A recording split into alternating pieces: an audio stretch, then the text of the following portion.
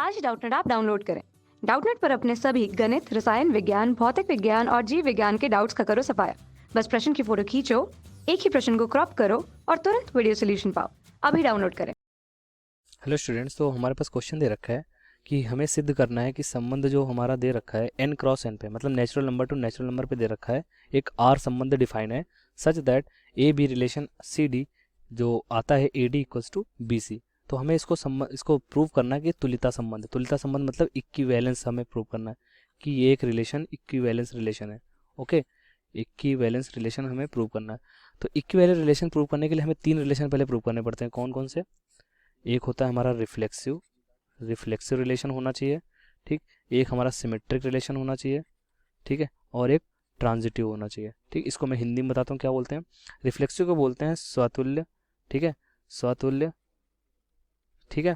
और सिमेट्रिक को बोलते हैं समित समित और हमारे ट्रांजिटिव को बोलते हैं संक्रामक, ठीक है, संक्रामक।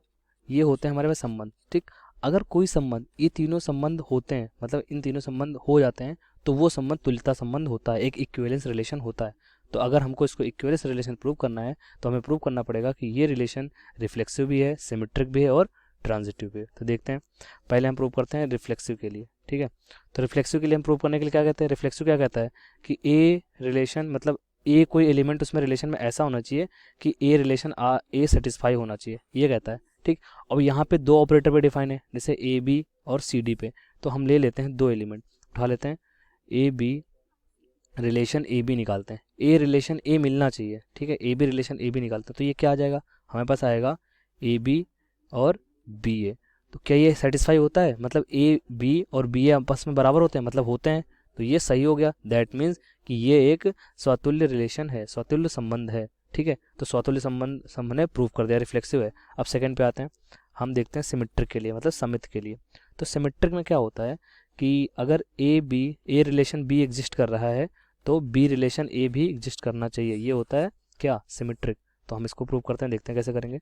तो हम ले लेते हैं यहाँ पे A B relation C D, ठीक, ये दो चीज़ ले लेते हैं, A B relation C D, ठीक है।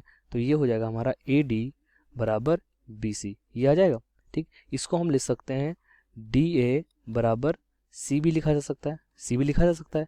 और सी बी को इधर उठा लो तो सी बी बराबर डी ए भी लिखा जा सकता है, ठीक।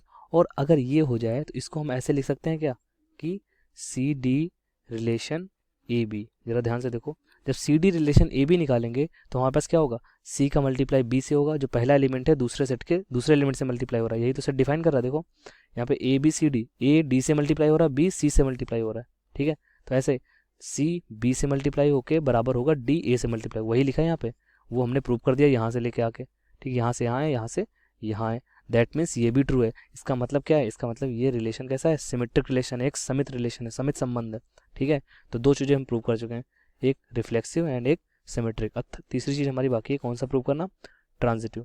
अब ट्रांजिटिव क्या कहता है, इफ़ ए रिलेशन बी है, ठीक है, और कोई रिलेशन लाइक यहाँ पे मान लो कि सी रिलेशन डी भी है, सी रिलेशन डी बी, या फिर बी रिलेशन सी बी है, ऐसा कोई रिलेशन है, एग्जिस्ट करता है, तो ये कहता है कि ए रिलेशन सी भी होगा, ये हमारा ट्रांजिटिव नेचर है, ठीक है। ये हमारा ट्रांजिटिव प्रॉपर्टी सेटिस्फाई करता है, इसको हम बोलते हैं संक्रामक संबंध, ठीक। तो कैसा होता है देखते हैं जरा। तो हम इसको प्रूव करने के लिए हम ले लेते हैं कि ए और बी, ठीक है, एक सेट है, वो रिलेटेड है सी और डी से, ठीक है। और सेम टाइम पे हमारा ए रिलेशन है और एंड सी और डी रिलेटेड है किससे, ई और एफ से। तो हमें प्रूव क्या करना पड़ेगा, प्रूव करना पड़ेगा ए और बी ई एफ से रिलेटेड है। तो इसके लिए देखते हैं क्या करते हैं। अगर ये हमें गिवन है तो हमारे पास क्या होगा, हमारे पास होगा ए डी बराबर बी सी, ठीक है। एंड हमारे पास क्या होगा, सी एफ बराबर क्या होगा, डी ई, ठीक है। अब इन दोनों को आपस में मल्टीप्लाई करा देते हैं, तो हो जाएगा ए डी एक में और सी एफ इधर बराबर हो जाएगा बी सी और डी, ये हो जाएगा, आपस में मल्टीप्लाई करा दिया। तो आगे देखते हैं, आगे जब होगा तो हमने ए एफ को एक साथ लिख लिया, यहाँ पे ए एफ और डी सी को अलग लिख दिया। ऐसे यहाँ पे हमने क्या करा, हमने यहाँ पे बी ई को एक साथ लिख लिया और डी सी को अलग लिख दिया। अब इधर से डी सी, इधर से डी सी कैंसिल हो गया, तो हमें बचा क्या, हमें पास बचा ए एफ और इक्वल्स टू बी ई।